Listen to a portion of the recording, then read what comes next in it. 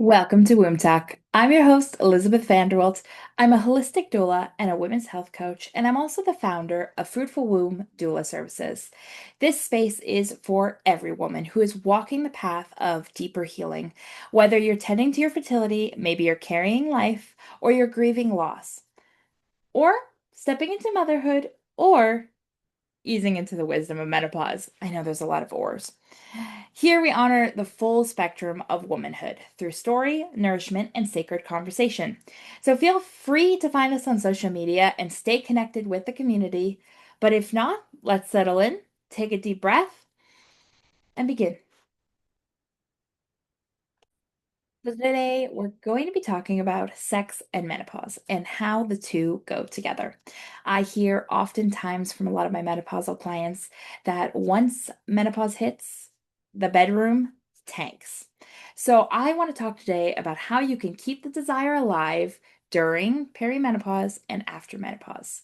And honestly, it comes down to a very simple thing, or a simple few things, I guess.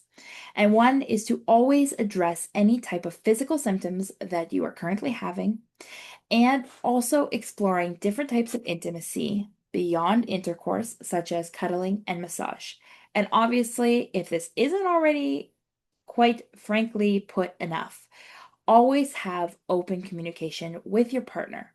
And you want to talk as much as possible about the entire experience. So I think I'll start there just because I really felt, called to really bring this up. And firstly, when it comes to communication, it is a very hard thing, and I will explain why. You are in a very vulnerable state. You are explaining how you feel and knowing that it might be of a different opinion than the person you are talking to. And it's really hard. I get that. I struggle with it myself sometimes. But if you can talk openly with your partner, you want to be honest about any type of physical sensations that you might be going through and your experience with menopause. Explain to your partner the days when you are feeling all the feelings. Explain to your partner all the times that this isn't working or something else is changing in your body and you know it's happening. And like always, explain to your partner what sensations feel good and what you need to feel more connected. So, for women, and I hope to have many sex coaches on here in the future, but a lot of us depend on foreplay and getting really comfortable with our partner. And if you've been with your partner for a long time, or maybe even a shorter period, that is okay. Things are, like I said, it really comes back to that communication and how you could support yourself. So you need to let your partner in on things that aren't working. And a lot of people suffer with a lot of vaginal dryness and discomfort. So of course, there are a lot of different type of creams that you can get. Some people like to say even just lubing it up with like an oil of coconut oil or things like that. You want to be moisturized and use things for your beneficial support, because obviously you and I both know that I'm trying to make sure things are censored enough here that we're not going to get red flagged, but you want to make sure that dryness is not going to be the issue, because if it does, that's going to cause more discomfort. And a lot of the people that I support, I talk often a lot about yoni steaming and how that can be supportive during your menopausal lifetime, how it can even if you're past your periods. I've done yoni steams for people who are in their 60s and 70s who are past menopause, that are wise women, and they see the benefits in their day-to-day life. So obviously, when we are struggling with vaginal dryness, it comes down to the fact that we have estrogen, it's tanking, and so that is causing you all of these problems. And that is why some people take estrogen therapy. And when they're on estrogen therapy, that can help alleviate the dryness and the pain. So, some choose other hormones therapies like testosterone, and this can help boost desire, but it doesn't really help alleviate that dryness. So, things should be discussed, of course, with any type of consultant that you're having in your life on this subject. But there are creams that you can get from like Beauty from Bees. They've got a really nice intimate oil. And sometimes even just a plain, like I said, coconut oil, vitamin E will really be beneficial for you. So again, different types of way to redefine your intimacy. So beyond intercourse, go beyond to what else feels good. You need to explore the intimacy through talking or cuddling. Sometimes it's not always about that genital touching. It is about building connection and seeking that intimacy in a different type of limelight. And again, I'm trying to keep everything coded enough that we're not going to sit here with a flag on anything. But honestly, it's just about making sure that you feel good in the end. And a lot of times, what happens with menopause is that we see a lot of, because of our hormone shifting, that's the really big kind of like during pregnancy or during stages in our lives, you'll see a lot of ebb and flow. And that is what we are as women. And so it may feel like right now everything is going to shit. You may be like, oh, this is not happening. I will never have good sex again. It is completely possible that you are just in a period where your body is trying to accept the changes that they are going through.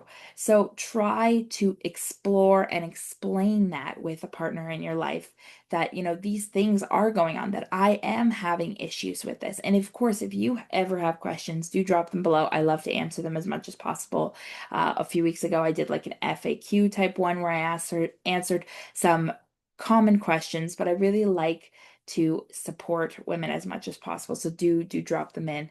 And what I really love to say in a topic like this, when it comes to sex and to exploring our beautiful feminine ways, when we've entered the wise woman stage where we are going through the changes, or some people like to call it the transition, we want to address that because our hormones are changing. We can look face value at ourselves and see in a mirror things that we maybe have always disliked, or things that we may all of a sudden dislike. When we get to the wise woman stage, sometimes our hair color changes, sometimes it grows more thin, sometimes our appearance, we get looser skin, and all of these things does not make you less beautiful. It is something to say when you have to talk to yourself about really trying to address any type of negative body image that you have. And I want you to try to focus on what you enjoy and feel good. So instead of saying, oh, I look so pale today, I want you to go to the mirror and say, oh my lips look absolutely like such a beautiful color. Or comment on your eyes. Your eyes are the portal to your soul. They are the window to the soul, as people say. And your eyes, rarely they lose their color, their shine, and they are you. They're part of you, and you are so beautiful. And I have done so many things around self-image and have tried to explore it further because I want people to understand that you can redefine intimacy, but also realize that you need to manage your own heart and your feelings and do the things that make you feel good. So if you're feeling a little down under, and if you can afford it, or even if you get a friend over and you do each other's, try to go get your hair done or do your nails, or just spend time with yourself, loving yourself. And it's so hard because we are in such a comparison world. But it really comes down to, if we could desire ourselves, then we'll want to desire others, especially if we've figured out our solutions to our vaginal dryness and our libido issues. So I really hope that this has somehow supported you in some way. I know it's a very short one, but I do hope to get a guest speaker on the topic much more in depth. I just like to always talk about these types to my clients that I have. There's a few other things, but I can't really say it because I'm scared that I'm going to get flagged. So I appreciate you bearing with me and following me on this topic of like, what is, sex and menopause, and how do we keep the desire alive? So if this resonated with you, I really hope that you'll take a follow to some of my other videos. I try to help women through the entire season of womanhood. So from seed to harvest, that's fertility and menopause and everything in between, puberty, I'm there. So I really encourage you to try a few of these things, and look within a little bit, see what else is out there. So make sure to stay tuned, follow next week. We've got another video. Peace.